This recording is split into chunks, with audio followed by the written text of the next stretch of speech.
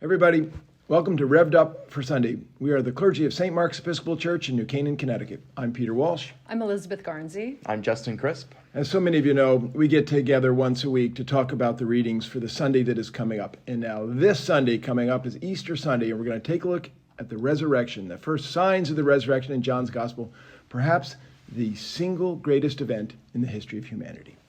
Let's take a look.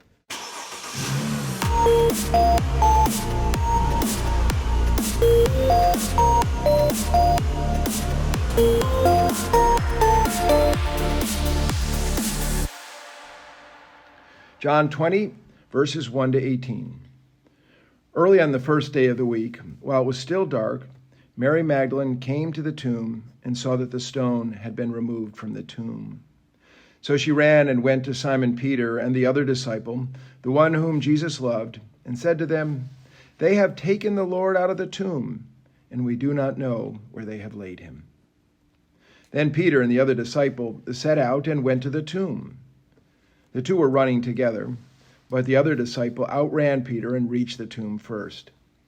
He bent down to look in and saw the linen wrappings lying there, but he did not go in. Then Simon Peter came, following him, and went into the tomb.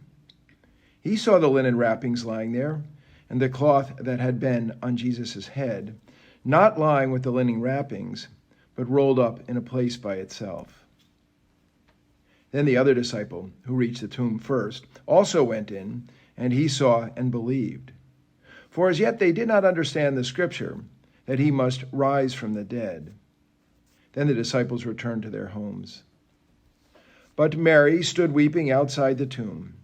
As she wept, she bent over to look into the tomb, and she saw two angels in white, sitting where the body of Jesus had been lying, one at the head and the other at the feet. They said to her, "Woman, why are you weeping?" She said to them, "They have taken away my Lord, and I do not know where they have laid him." When she had said this, she turned around and saw Jesus standing there, but she did not know that it was Jesus. Jesus said to her, "Woman, why are you weeping? Whom are you looking for?" Supposing him to be the gardener, she said to him, "Sir, if you have carried him away, tell me where you have laid him, and I will take him away." Jesus said to her, "Mary." She turned and said to him in Hebrew, "Rabboni," which means teacher. Jesus said to her, "Do not hold on to me, because I have not yet ascended to the Father, but go to my brothers and say to them, I am ascending to my Father and your Father, to my God and your God." Mary Magdalene went and announced to the disciples, "I have seen the Lord," and she told them that he had said these things to her. The Gospel of the Lord. Well, every time I think that we see light and dark in John, we have to take some time to realize that it's not just about dawn and not just about nighttime. And, this is the most beautiful vignette, I think, probably in all of John, if not in all of the Gospels, to me personally. Because John, he's a masterful writer, and everything in the Gospel packs in maybe three different understandings of a story in each story. And here, it's early on the first day of the week while it is still dark. And I think that it's implying that this coming to understand the resurrection was a process. It wasn't instantaneous. Mm-hmm. And all of the Gospels lend themselves to that understanding that these disciples, they had to see something, they had to go away from it, they had to understand it, then they had to experience something, and then they had to go and understand it in light of their tradition and their scriptures. And, it happened over time, and the Gospels make it tight, within a few days or something, but it may have taken them a long time to really come to understand. But I love that, Mary Magdalene's there while it was still dark, and it's sort of like a reversal of the Nicodemus encounter where, she goes fully believing in Jesus, and she goes while it's still dark and can't possibly understand the new risen Jesus quite yet. So her story here I think, is coming into light the way Nicodemus's did through the gospel. And just an initial thought, but I think you're exactly right, Elizabeth, that the disciples' understanding of the resurrection as a process is not something that was immediately transparent to them, and that we do see in these resurrection appearances at the end of the Gospels there's some kind of we get signs that this was actually a process, right? Dramatized in different ways in different Gospels. I grew up in a tradition where the empty tomb was the beginning and the end of faith, and the in almost in a kind of obsessive way. I remember my dad actually felt the need to kind of let me off the hook a little bit from that theology when I was a kid. The way that he did it is he put more emphasis on the cross than he did on the resurrection, which is it'd be an interesting conversation later on to talk about my dad's systematic theology. But he just used to say, Justin, I don't care if the tomb was empty. When Jesus said it is finished, it was finished. And he was trying to that was his whole theology. I mean, I thought it was great. My dad was trying to say, actually cool. Because we'd heard all of these Easter sermons, the whole time about if an archaeologist discovers the grave and there's still a body in there, there's a skeleton, none of it's true. And then they would say, well, but nobody has, right? And that's the proof Christianity is real, et cetera, et cetera, et cetera. And I happen personally still, as a theologian, as a priest, to believe in the first part of that sentence, that if they find a skeleton, yeah, okay, I'm ready to hang up my hat, go become a Nietzschean and go teach philosophy somewhere. I'm done with Christianity. But what I don't think is that the empty tomb itself is proof of Christian faith. And in that sense, it's not actually the heart of the Christian message. It's actually it's not even the heart of Easter. The heart of Easter is that Jesus is alive. And the fact that the disciples have experiences of Jesus alive, that we have resurrection appearances, interprets the empty tomb as being good news rather than bad. And that what we see in all of these stories, including in Mary Magdalene here, is that they come to the empty tomb, and it's not perfectly transparent what's happened. Mary thinks that Jesus' body has been stolen. That is cause not for rejoicing, but cause for sorrow.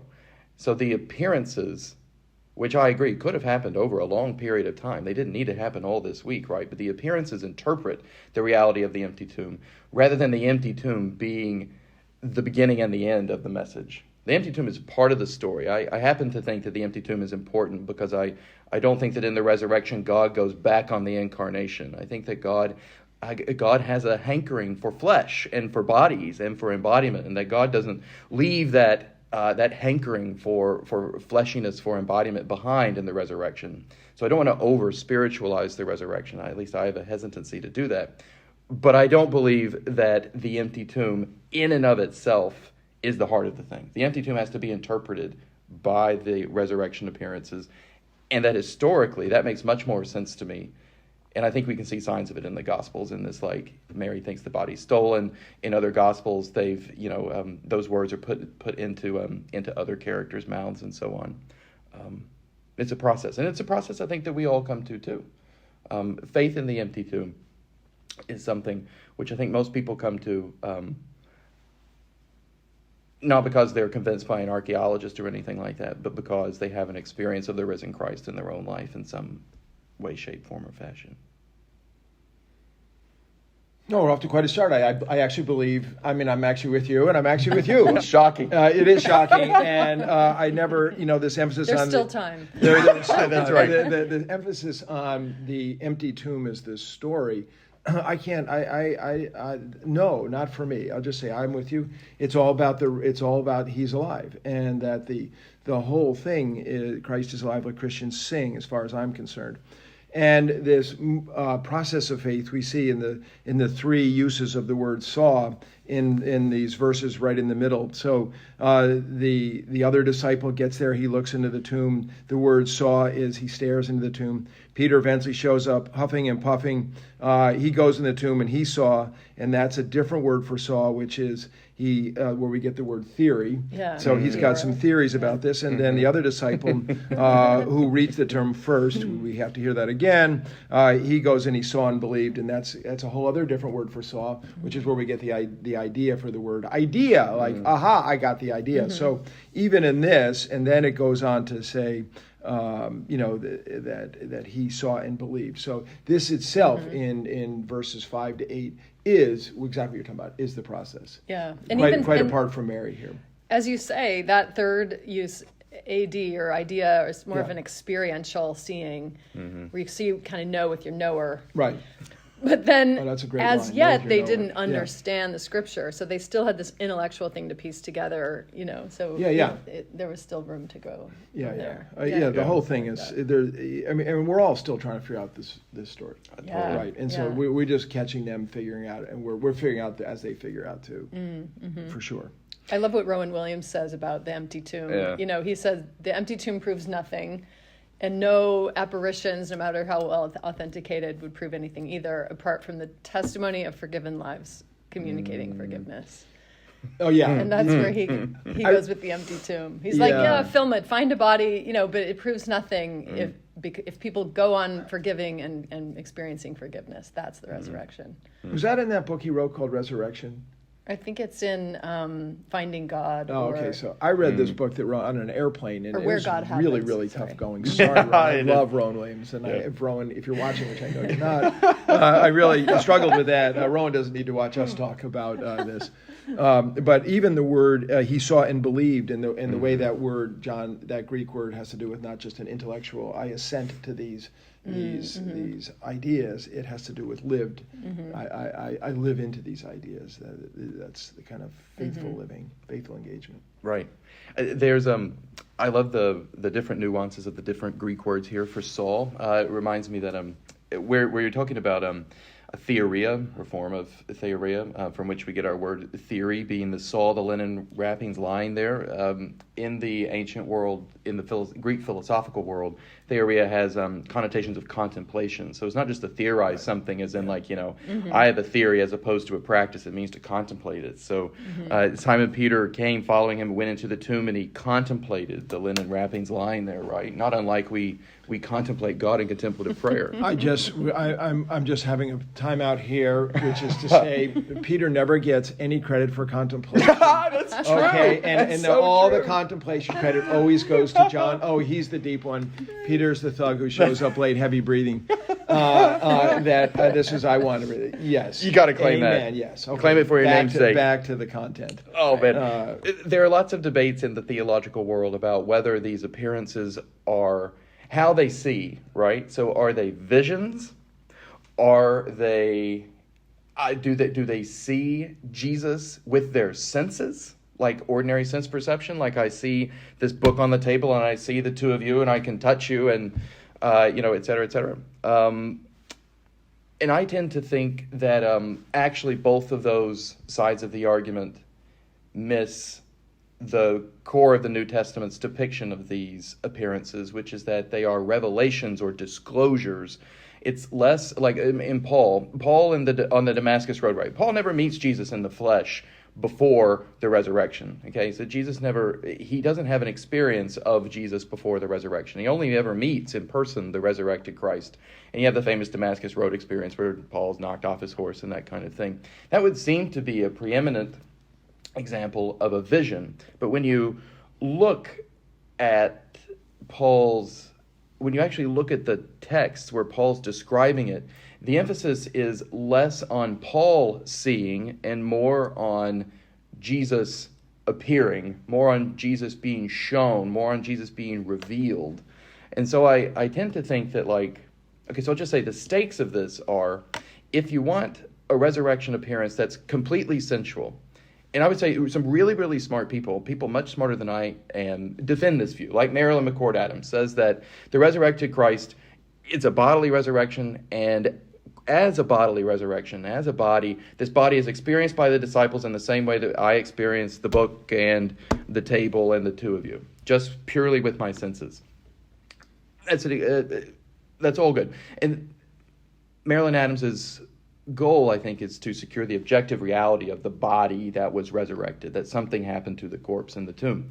If you have a really vision account of how the disciples are seeing, then you can spiritualize the resurrection more. So like it's something basically which is happening in their minds. It's a vision that doesn't need to have any corresponding reality in the world external to their heads or their hearts or their imaginations, etc. And so it would be compatible with something not happening to the corpse in the tomb, right? I tend to think that neither one of those is completely persuasive as an interpretation of the text.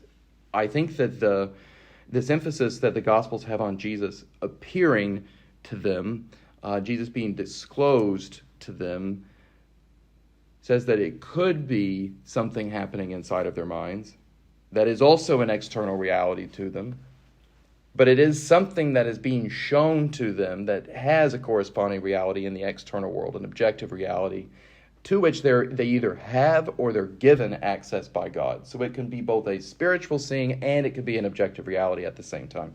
It's just a flag that there are exegetical issues both in all of the Gospels and also in Paul and in Acts around how are they seeing and what are the implications of how they see and how you think they see for whether the resurrection was bodily, whether it had an objective reality, whether it was imagined or visionary or purely spiritual, etc. Really a lot hangs on how you interpret Saul there.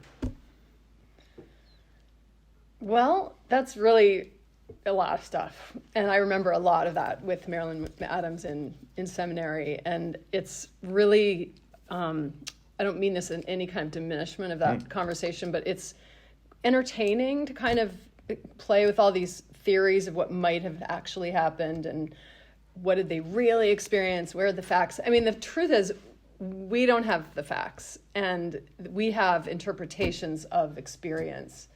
And the gospel writers are not journalists. They are interpreters of their experience or of the experiences of others and the experience of the life and death and resurrection of Jesus. So everything we have on these pages is interpretive of what really happened, which we really don't know, And I think that we take the truth of it because we have all the proof we need in their changed lives. If we read through the book of Acts, we see this fledgling group, of followers catch on fire and change the world. And, they pick up the movement.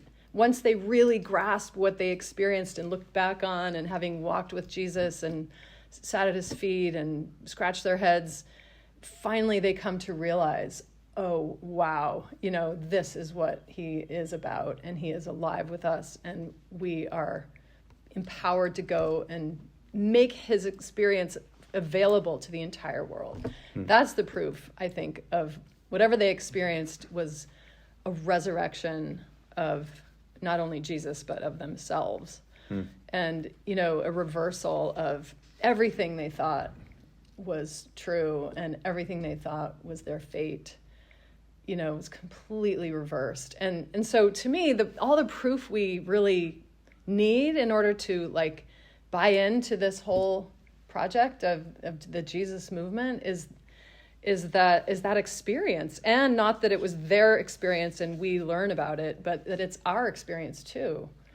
And we won't ever have the experience of finding bones in a tomb or an empty tomb that's verifiable Jesus, and you know what I mean? That's just not our privilege. And Thomas, is another example of someone who got the news late and the experience late. And, there's all these people that empathize with our experience, that we're not there, but it's outside of time, So I guess the challenge that we have as a church and as Christians and people who follow Jesus is to not keep Jesus small, but to make the experience available and continue the charisma, continue not trying to prove or spell out all the facts and make people, convinced, but to offer them an experience that actually changes them from within. And I think that's what they experienced first as the disciples of Jesus. This kind of, one commentator called Peter and this other disciple the Alphonse and Gaston, kind of routine where they're stumbling over each other. And, it's these two churches at work, two communities at the time of the writing, they all want to stumble in and understand. And I love this, that it is like a tumbling one over the other. There's not like one wins, They kind of each... Ultimate. Oh. You're bitter because your namesake doesn't get to the tomb first in John. Okay, we'll give this one to Peter. But As I said, he was the strongest, but anyway. Well, not the fastest. Not the fastest.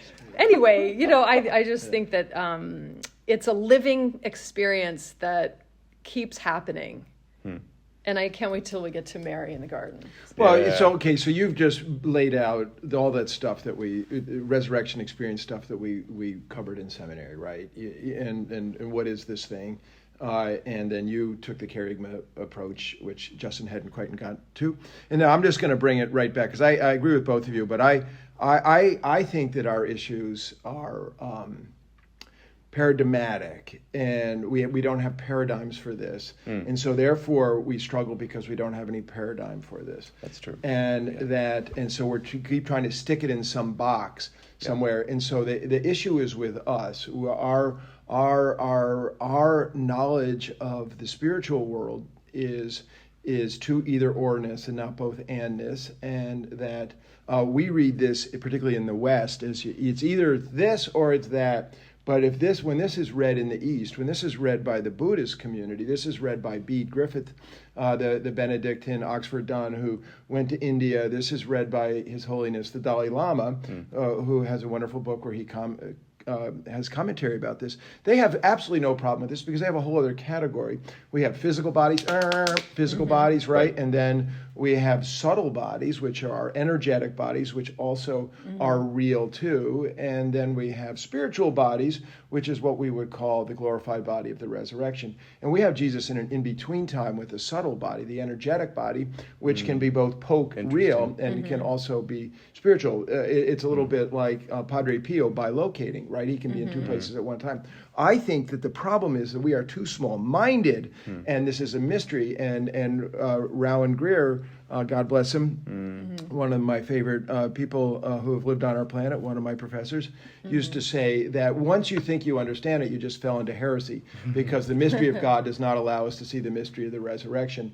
And he said, basically, all of these theories are like a little boy peeing. Eventually, when you shoot it up, it breaks apart, right? And so, therefore, thank you for that. I don't know if that has to get bleeped out here, but in that, you can't unsee it.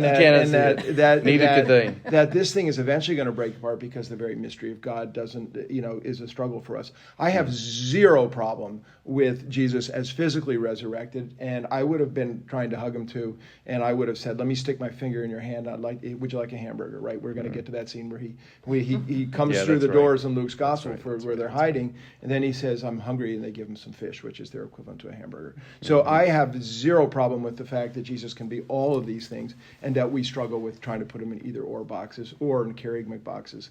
And I just want to revisit one other thing because I'm talking too much here, and I'll cede the floor, which is to say, amigos, there is no history, there is no knowledge of God outside of experience. It ain't happening, right? This is not a philosophical take. Jesus is a person in history. We do not get this in philosophical language.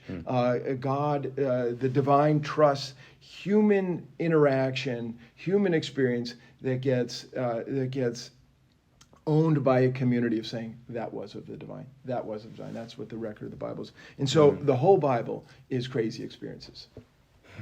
The Bible is full of crazy experiences. This just happens to be a singular crazy experience. But there's crazy experiences all over the place. Yeah, I just want to pick up on what you said about the more Eastern idea of a spiritual body, an energetic body, or a physical body. There's also they would call that a subtle body. I mean, I am 100% on board with that. And there's also, Walter Wink is someone who brought back this notion to the West for Western commentary anyway, from maybe an Islamic influence of the imaginal experience, the imaginal reality of our lives. And he wouldn't call it a body, but the way we experience truth or reality can also be in the imaginal realm, which is not to be confused with the imagination or the imaginary, maybe imagination, but Wink talks about the resurrection and ascension as events that occurred in reality in the imaginal realm for the disciples, and that the imaginal is where everything changes for us, And if you think about Steve Jobs or these people who have ideas that no one's ever thought of, or have never thought of in a practical way that can be applied. That's not the equivalent of the resurrection, but that notion that what we can conceive of in our minds or experience in the imaginal, things like dreams, revelations, visions, they transform us to the point where we change and the world changes in response. And there's nothing not real about that. And it's a Western limitation that we discount that realm. And that we think it's 100%. Imaginary instead of imaginal and powerful and real. So I really want to claim that with you, that this is a part of our life that we very much neglect. And that's where we really experience, I think, we mostly experience the spiritual revelation. Right. I mean, it's like Peter. Sorry, I'm jumping. No, in. It's your turn here. Go But for it. Back to Peter contemplation. So the difference between meditation is what we do, right? That's what we do. We try to still ourselves. But contemplation is what God does. Yeah. And so when we drop from our meditation into a deeper place, in its own contemplation, we receive gift of the Spirit. Where meditation, like Maranatha, Maranatha, Maranatha. I can't meditate. I hate to meditate. Maranatha, Maranatha. Right? That's meditation. But contemplation is this gift that you're talking about. That's the imaginal realm. That's entering into the world of the Spirit once our data brain, our data machine. You have to get out of the data. Yeah. Sorry, I cut in on you. No, not at all. I mean, what the two of you say is incredibly interesting to me. I think I am. I'm just more unapologetically Western, even though it's really uncool to be that nowadays. I mean, everybody loves. Justin, right, It's just, I know it's incredible. I mean, it's incredibly curmudgeonly, to say that, like, Plato and Aristotle have not really been improved on except by degrees. But I just kind of am. I'm completely open to the idea that there's a physical body and there's a spiritual body, and that what the resurrection is it is a disclosure of Jesus' spiritual body. My nervousness around the subtle body as the kind of like in-between space here, so that Jesus right here, this is Jesus' body on the way to somewhere, as it were, on the way to a future state, which may be our future state, right? The spiritual body as opposed to the subtle body. The reason why I'm a little hesitant about that is because I think that the resurrection appearances are the inauguration of the life of the world to come. They are the disclosure of what is going to be the destiny of every single human being writ large in our history. They're the life of the world to come, bleeding into, from another dimension, as it were, from the dimension of the life of the world to come, bleeding into our present reality now. So that when Jesus eats with... this is an idea from Hans Urs von Balthasar, my favorite theologian. When Jesus eats fish with the disciples, Jesus is experiencing the eschatological wedding banquet depicted in the book of Revelation. Oh, wow. The disciples are experiencing this as their first fruits of what will be their eschatological destiny. But from Jesus' perspective, Jesus is seated at the heavenly wedding banquet, and he's eating with his disciples. And so you have the bleeding in, you have an intersection of the history of eternity with the history of the world, right? And so I do think that there's a transformed corporeality here, right? There's not, the fact that Mary doesn't recognize Jesus, I actually think is really important, right?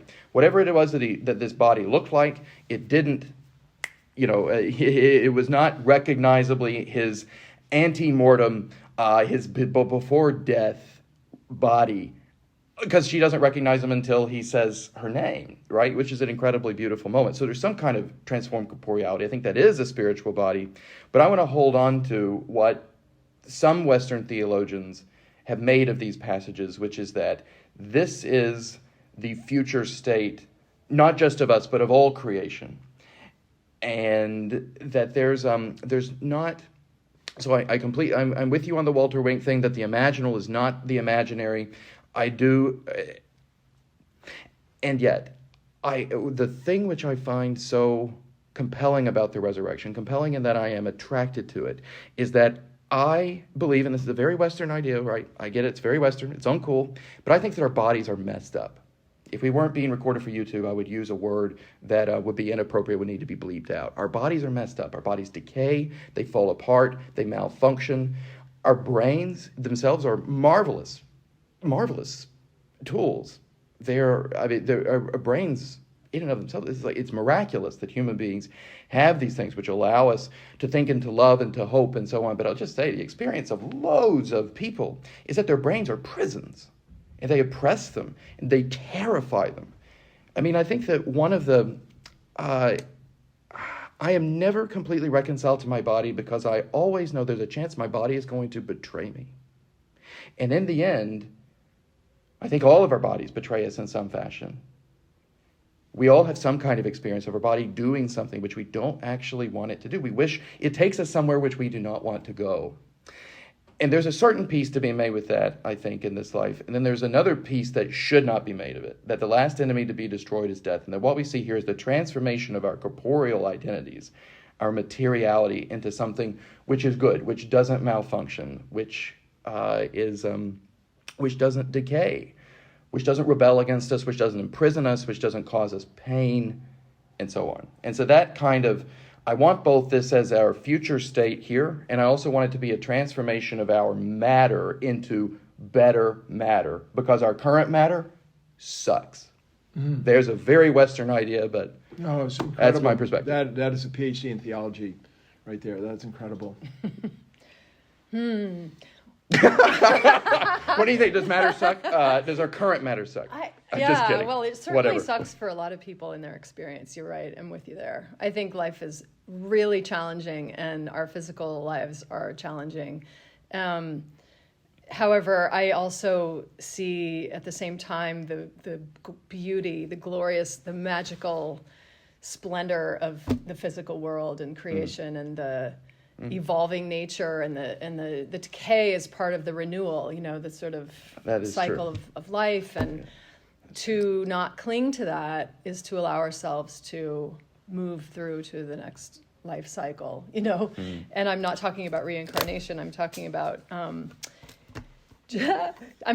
talking about, completely. The way that we commune with eternity and with God is not to be limited to our experience right in this fixed point in time. And resurrection, I think in this encounter of Mary in the garden with Jesus, John, another instance of John poetically tying things together is that, Mary's not wrong. He is a gardener. Some people call John 20 the new creation story, and that it's sort of a recreation of the Genesis encounter where God's walking in the garden in the cool of the evening, and where are you? And instead of Mary looking for Jesus, God is looking for Adam and Eve, and and here it's dawn, and Jesus is, and she's looking for him. And Jesus says, "Who are you looking for? Why are you weeping?" And she thinks he's the gardener. And in John, everything happens in a garden. It's a beautiful garden. He's also sort of undoing here the Gethsemane encounter where the soldiers come and Jesus says, "Who are you looking for?" It is I. And there's a lot happening here that's a reversal, and that's like a new part of the new creation and the beginning of the new creation. And I love this idea that Jesus is the gardener that Adam was meant to be, and now it's dawning. And she's invited in, but she can't cling to that physical state, or else it can't. I mean, it doesn't hinge on her not clinging, but he's informing her that there's no need to cling because this is much, much bigger than it has been up to now.